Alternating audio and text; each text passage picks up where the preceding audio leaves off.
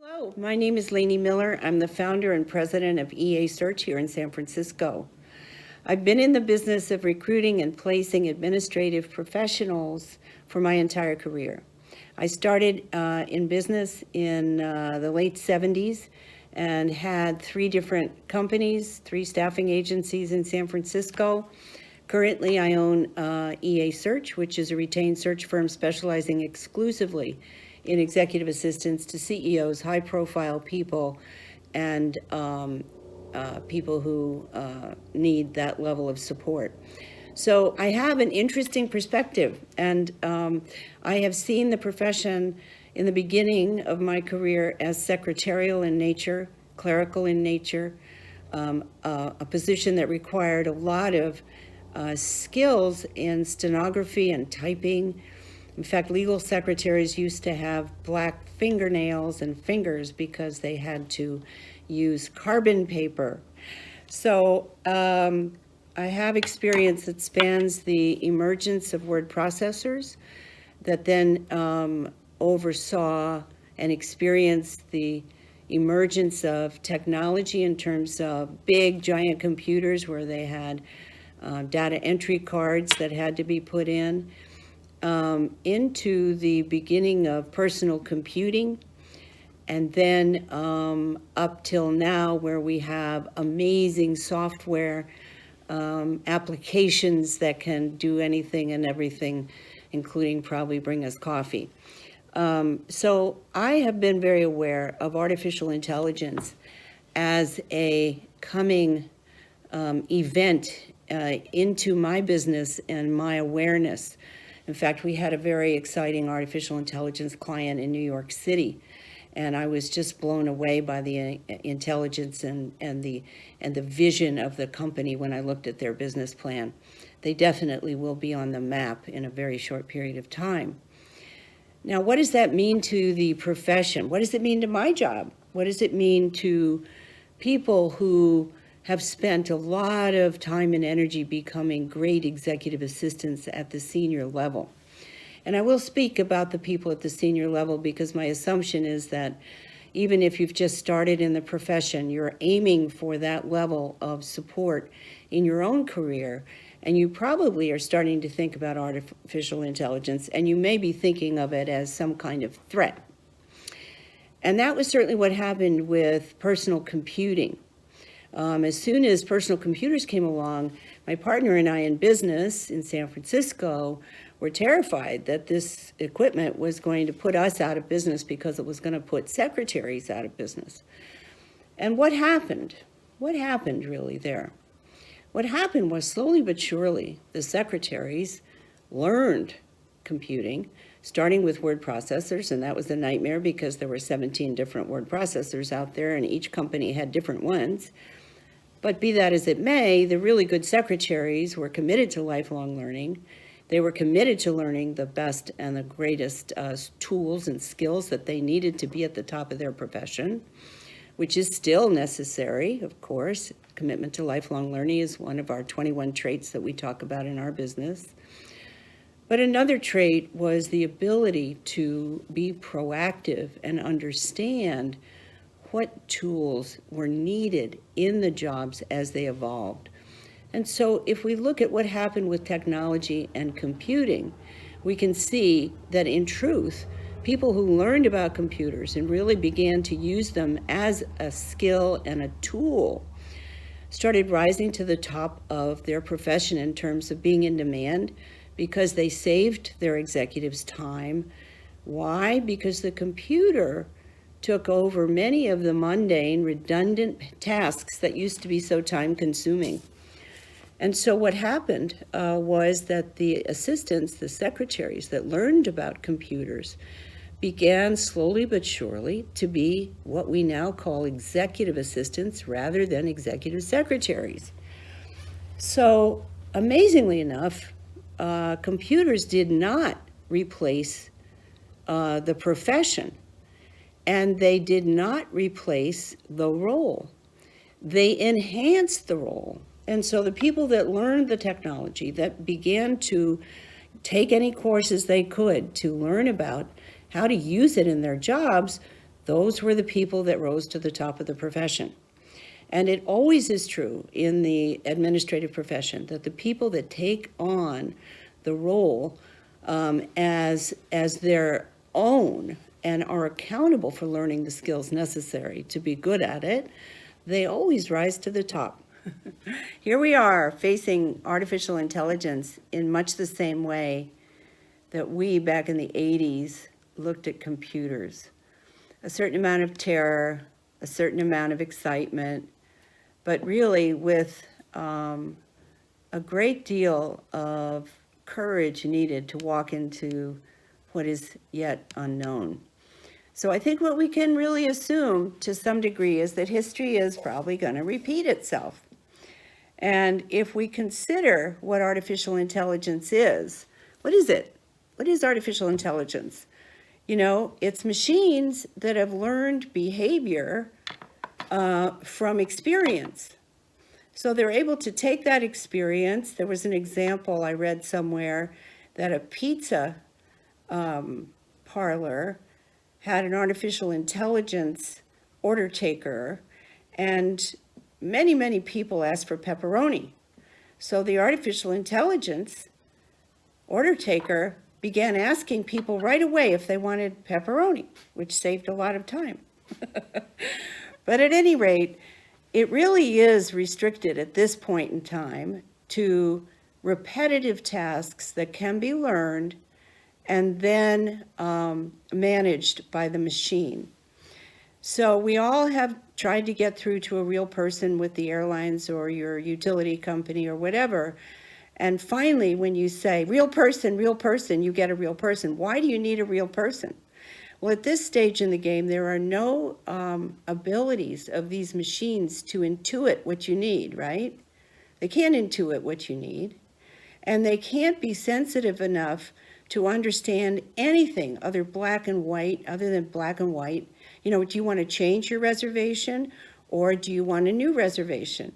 Well, I don't want to really change my reservation. I want one of our tickets to be removed, and therefore I don't really want to, well, no, I needed to get a new person because somebody in our party wasn't going to go on the trip, but the artificial intelligence could not manage that. Why? Because they can't really sense anything beyond black and white commands at this stage. Why is that important to the executive support profession? Because some of the biggest traits, as you know better than I, are intuition, being able to really create relationships and understand what's needed from listening, and many other human traits that, at least at this point, are not capable by machines. Now, why could artificial intelligence, the way it is today, let's say that it doesn't go any further, just the way it is today, why could it be helpful to the profession long term? What's happening in Silicon Valley, and sometimes what happens in Silicon Valley happens in other places pretty soon after. But what's happened in Silicon Valley is because of the full utilization of technology at a very powerful level, executive assistants are now sitting at the table with their executives. Why? Because they've learned how to manage their time through artificial intelligence and through software and get rid of many of the redundancies of a task-oriented job. So they have figured out how to use artificial intelligence, many of them, to make travel arrangements. They've figured out, many of them, how to coordinate meetings. What is a bigger time sucker than meeting coordination between 6 people on 6 different continents? I mean, is there anything more time consuming? I'm sure there is, but that's a big one. And you can use artificial intelligence to do that now. So as you look ahead at the use of artificial intelligence, if you embrace it, if you learn about it, if you take it on, you will be able to do what the people did back in the 80s with computing when they started realizing that they could have the computer do many of the redundant tasks that took up much of their day back then. So if you really embrace it, you'll be able to see that the qualities that you have that cannot be mimicked by machines yet such as perceptions, empathy, sensations, ideas, intuition. These things have not yet been able to be replaced by machines. Perhaps one day they will, but by then, your job will be so much more sophisticated, it'll be okay. At any rate, it is a moment in time when if you really take it on, it will replace time-consuming tasks. And what does that do? How about these gals in Silicon Valley? What is the buzzword in Silicon Valley for top-level executive assistants? You know what it is? I want to be a partner. I want to be a partner with my executive. I want to sit at the table in the leadership meetings. I want to hold people accountable. I want to be that liaison between the mid-level executives and the executive's office. I want to keep my executive apprised as to what's going on in the rank and file. Many times senior level executives are isolated. They have no idea what's really going on, except that they have this great assistant to kind of keep her or his ear to the ground and kind of keep it back and forth, becoming that communicator back and forth for the executive so he really knows what's going on. Well, artificial intelligence can take over a lot of the time-consuming tasks so that you can spend more time being strategic. You can spend more time holding that leadership team accountable for your executive so that they get back to him or her what they've promised to do. You become more and more valuable, and you become more and more of a partner with your executive. And the more partnership you have with the executive, the more interesting the job. Why is that? It's because you're no longer doing those mundane tasks over and over, expense reports, travel, coordinating meetings. Those things are just time suckers, and they also are energy suckers when you do them too many times over and over again. So artificial intelligence could just be a liberator to the profession, in my opinion, if it's used properly, and if you take on the job of learning about it. I really think it's important to know that the people that rise to the top, again, that rise to the top of the profession are those people that say, hey, I'm not going to be afraid of this. I'm going to take a class in it. I'm going to read books about it. I'm going to get out there before anybody else in my company and be the artificial intelligence expert. It's easy to be an expert these days because very few people know too much about it. So you could become that person.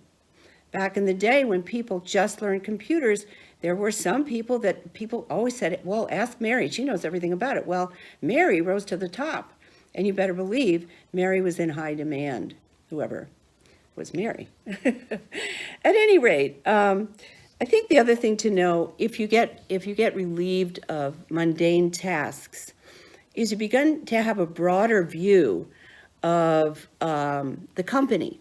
You become a business partner in the sense that you can be more and more strategic.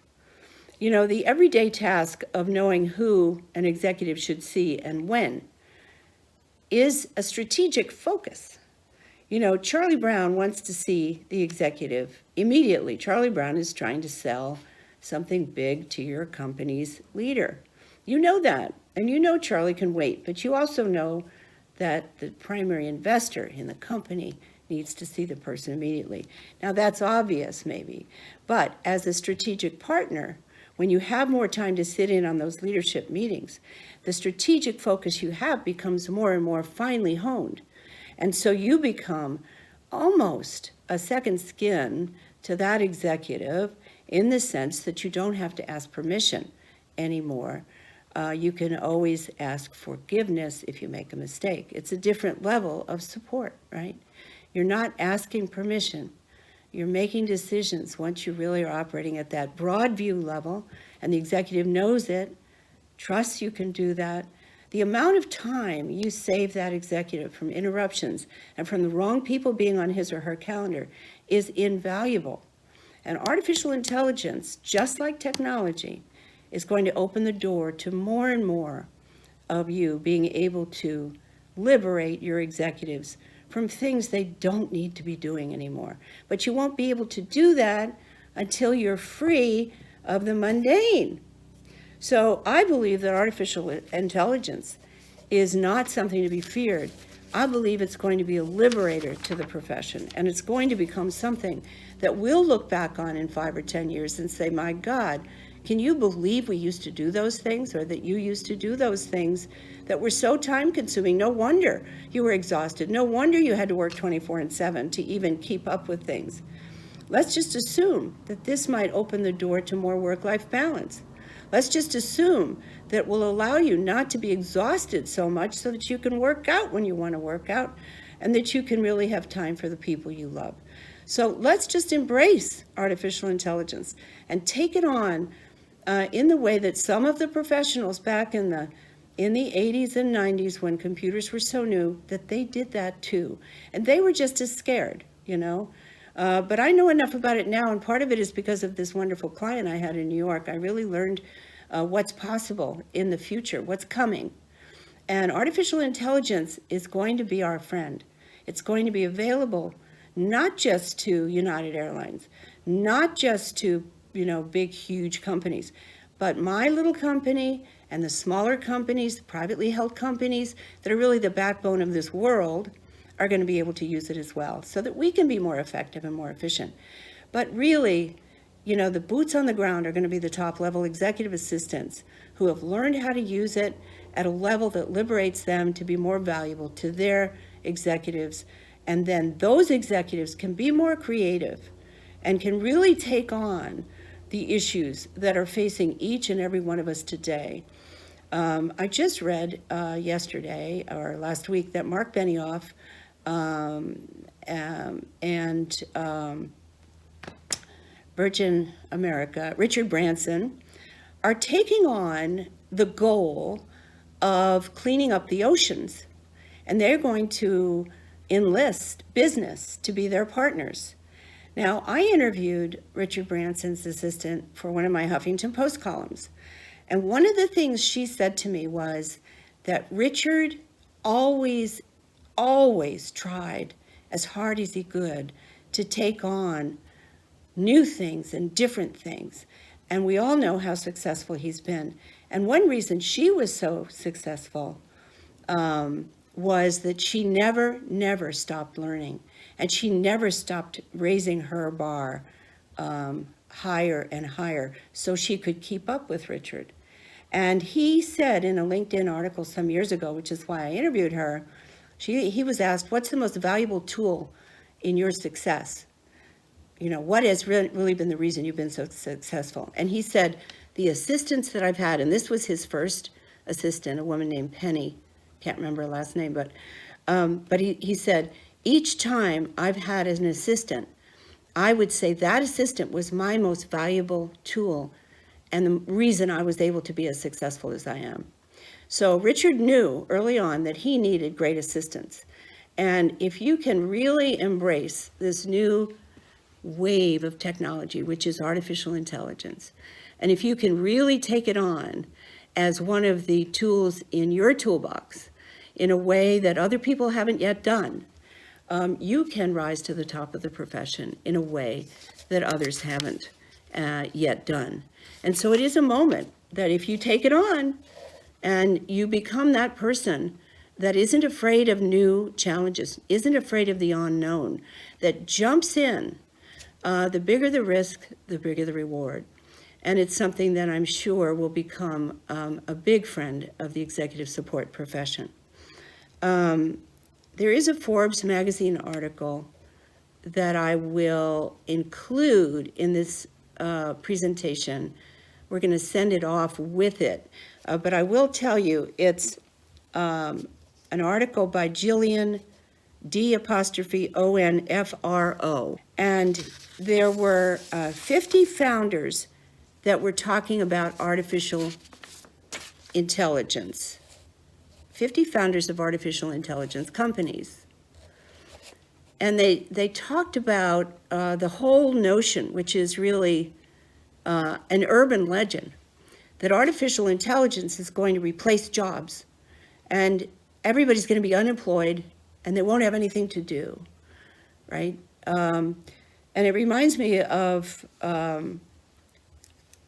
something I read many years ago when there was an article about people back in the 1900s that were talking about London was going to be covered in horse manure because of the number of people that were predicted to be there by 1915.